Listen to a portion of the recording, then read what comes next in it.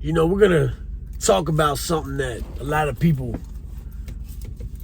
get uncomfortable with when you speak on it. But there are realities in prison that are horrible. Horrible. This is why we do these channels. This is why we try to help young people not go to institutions and things like that. But at the end of the day, it's still a reality. This is one story about that reality.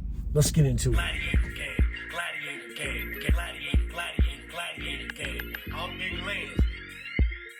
I'm Big Lance. Tuned in to all the gladiator game, gladiator game, gladiator game. I'm Big Lance. I'm Big Lance. Tuned in to all the gladiator game, gladiator game, gladiator game. I'm Big Lance. People form bonds in prison, just like in the military, just like anything else. When you walk a yard with somebody and you know that that person will have your back 100%, no matter what jumps off, that makes you form bonds. It's a brotherhood. It's one of those things that out here in the world is hard to find. When a young man comes into a prison setting, man, he's usually kind of, at first, timid, especially if he's never done time before. Even if you have done time before, when you walk into a unit, it's a little overwhelming when you look around. You see the big tiers, you see the bars and the concrete, and you realize that you are in a man's world. A lot of that tough guy bravado shit that you see cats carry around on the street goes right out the window when they realize that it's going to get them nowhere, because you are now in an institution full of murderers, rapists, killers, predators. There's only two distinctions in prison. That's predator and prey. This is a fact. People can act like it's not like that, but it truly 100% is. I've seen a lot of young men come into the penitentiary and get talked right out of their manhood. And they don't even see it coming. They don't even realize it's happening to them. They don't even understand that the person that they're walking around with has actually got intentions of taking their manhood. I've seen a young man come in and the dude seemed like a solid cat. He seemed like he would go for his. 20 years old, man. We'll call him Mike. Seems like to be a good name when you don't want to put somebody's name out there. Mike liked to gamble. Mike liked to play the parlays. But Mike was green. He walked around with this dude, we'll call him Scott. Scott was an older head, man. Scott was somebody who had done a lot of time. Throughout the course of a few months, these two formed a bond. They would walk around the yard together. They would play basketball together. They were inseparable, man, like best friends. Every time you see them, they had laughter. Every time you see them, they were kicking it, dapping up. Mike thought he had a homeboy. There came a point in time where they ended up getting in the cell together. Now, a lot of times you can have a homeboy that you kick it with, man. You go to the guards, you go to the administration, you say, hey, look, we want to live together.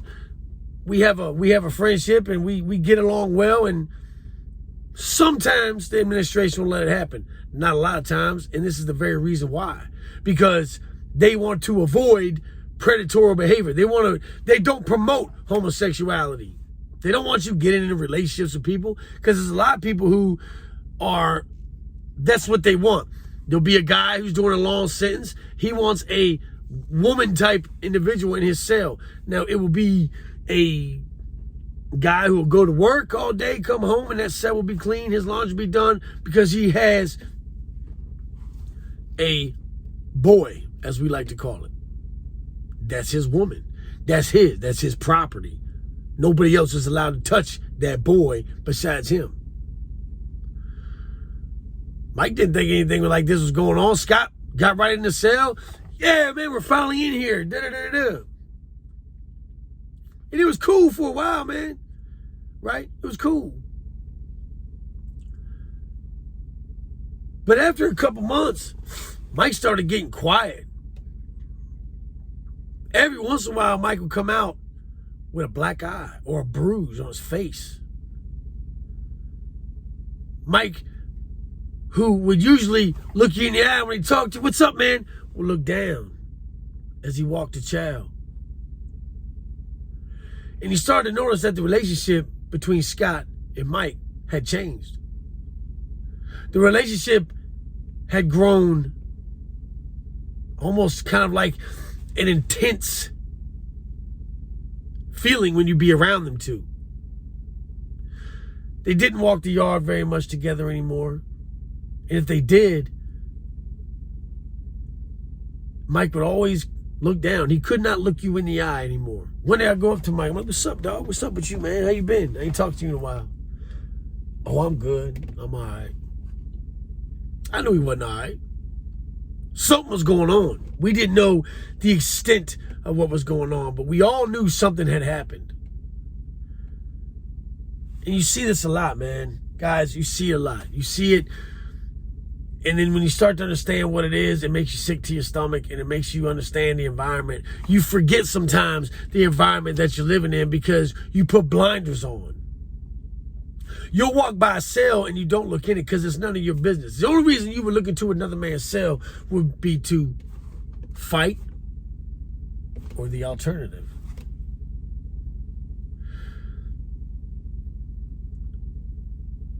I'm laying there one night, it's probably about 11:30, 12 o'clock at night, and I was reading a book.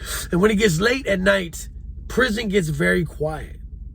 You can almost hear a pin drop, but you can hear conversations. You can hear people doing things. You can hear people sharpening knives. You'll hear it late at night. And you know what that is. That's something being sharpened. That's a weapon of destruction. That is one of those things that is being designed and made to hurt somebody.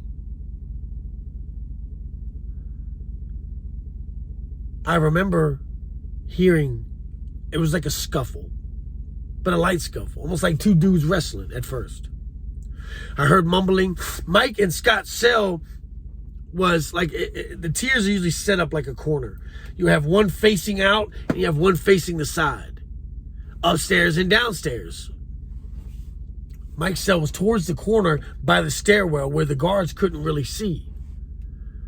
My cell was a few down, so I could hear Mike and Scott talking, kind of mumbling. Then it was scuffling. Then it was more talking. Then it was a louder scuffle. Then it went quiet. About an hour goes by. I hear sobbing, crying, whimpering. But it was muffled, like it was in a pillow or shirt or something had covered them up. But you could hear.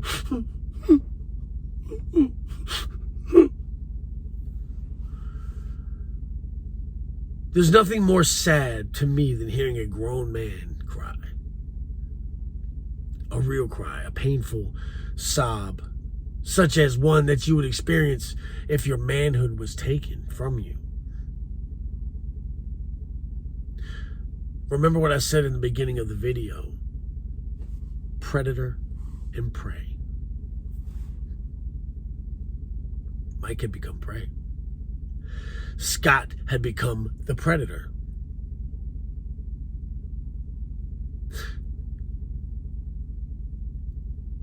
The next morning, we come out for chow, and Mike's face was beaten very badly. His body had bruises on him. Scott came out to go to morning chow. Mike did not. As I walked out to get my coffee heated up in the microwave, I looked over, and as Scott was coming out the cell, he turned around and looked at Mike and pointed back towards the bed. Go lay down. You're not coming out. And as Mike turned around. I could see his back. He didn't have a shirt on. His whole back was bruised up. His neck had handprints on it. Scott turned around with a smirk on his face.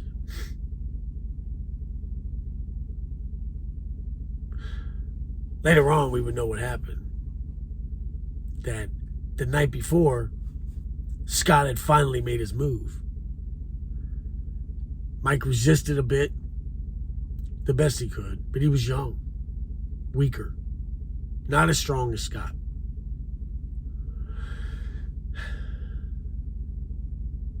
Although he resisted, in the end, Mike gave up his manhood and was forcibly sodomized by Scott while he held his hand around his neck and a knife to the back of his head.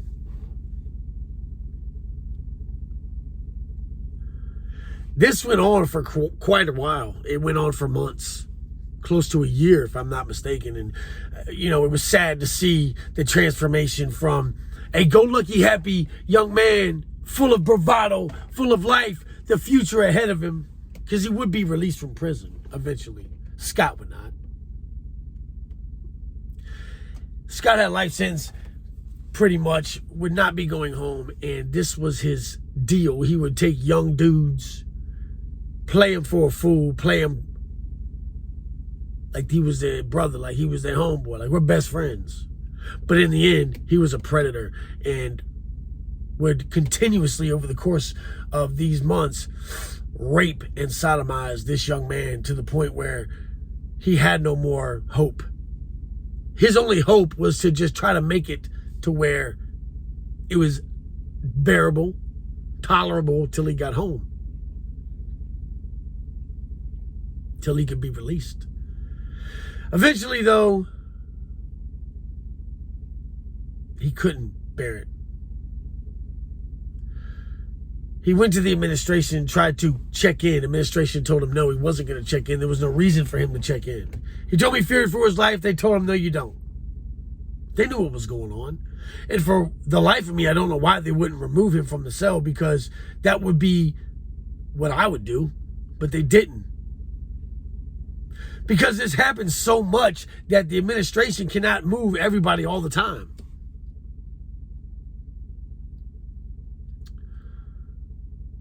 Well, Mike decided he wasn't going to bear and tolerate this shit any longer. And one night, we're laying there and watching TV, kicking it with my celly, and we hear the scuffle. And when you hear somebody fighting in a cell, it sounds like they're throwing furniture around. That's what it sounds like. And they're hitting every wall in there. The scuffle lasted for a few minutes or whatever, and then you heard that familiar sound again.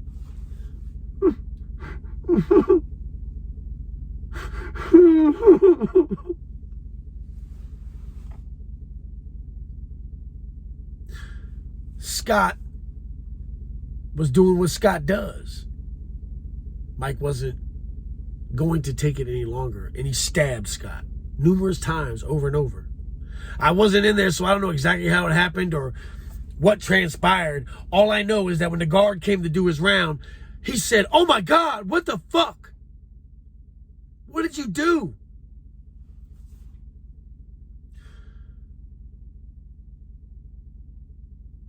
Called the code. In comes the SRT team, shielded up, masked up. They pop. Get on the floor. Put your hands behind your head. Turn around and face the window. As they rushed into the cell, you could hear, it sounded like they were walking through puddles of water.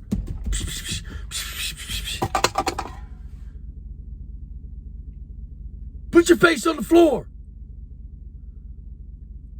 They hogtied Mike. And you see him, as I looked out the cell, you can kind of see as they pull him out the cell, full-blown tears, blood all over him. Then came the gurney.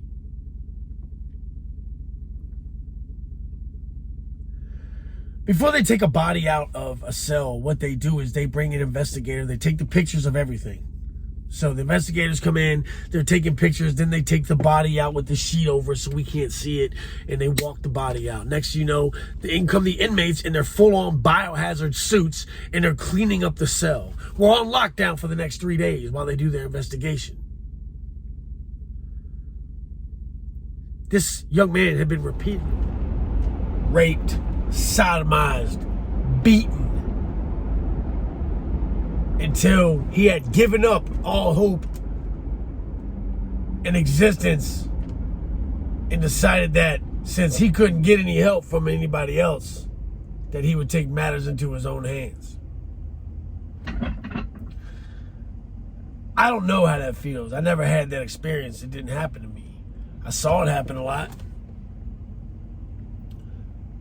To see and feel the anguish that somebody must go through to have that happen to them over and over and over again must be unbearable. And I guess that's what it was for Mike.